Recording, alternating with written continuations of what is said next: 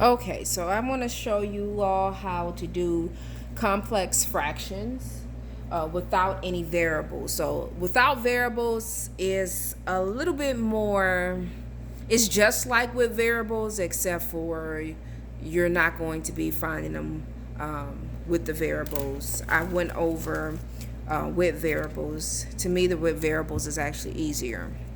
But let's go ahead and get started. So we have 5 over 4 minus 2 divided by 7 over 8. And then we're going to put our equal signs here next to our problem because we're just going to keep going over and over and over until we have this problem completely simplified. Okay, so basically what a complex fraction is basically division within division. So a fraction within a fraction. Nothing special about it. In order to change your whole number to a fraction, all you have to simply do is multiply your denominator by your whole number and then keep your denominator. So you're going to do 5 over 4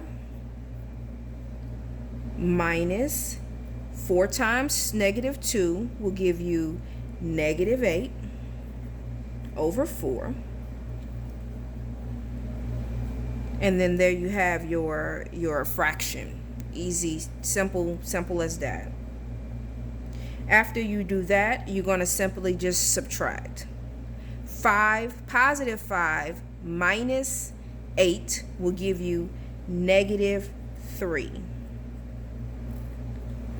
So you have 5 or something and you take away 8 of them, you're going to have negative 3.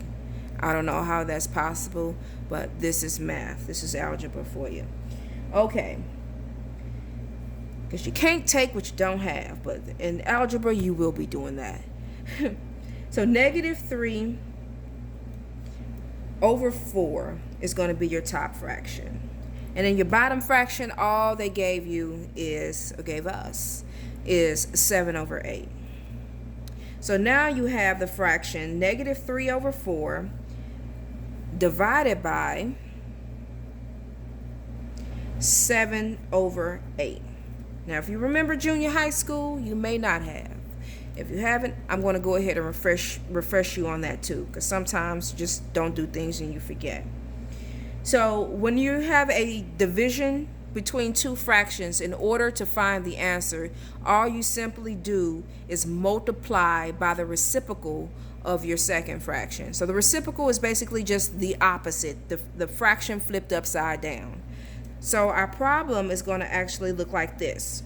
Negative 3 over 4 times 8 over 7. Simple as that. Once you get that, the last thing that you have to do is simply multiply across.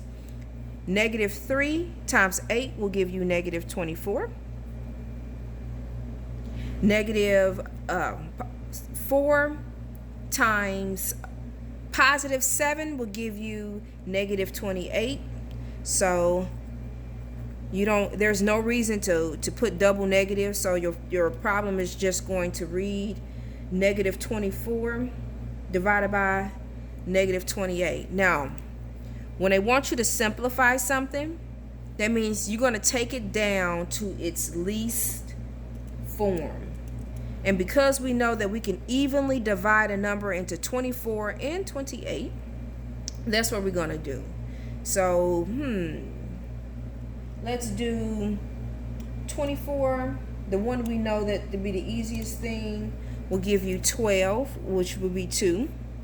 Dividing 2 in there. 28 divided by 2 will give you 14. We can take this down even further. So let's go ahead and take this down even further. 12, and we're going to make sure you keep your negative signs there. We can do 12 divided by 2, which will give you 6. 14 divided by 2, which will give you 7.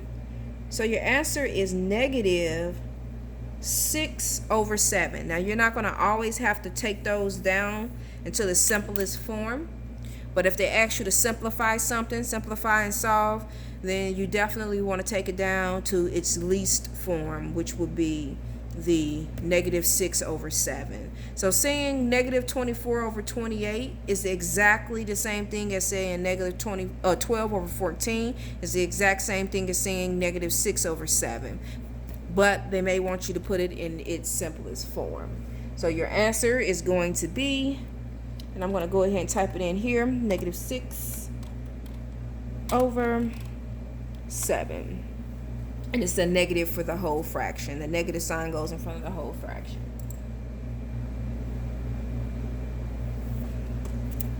So that's simple as that. Hopefully this helped somebody. If you have any questions, you can leave them down in the description, or not in the description, in the comment section. And that's going to conclude our video.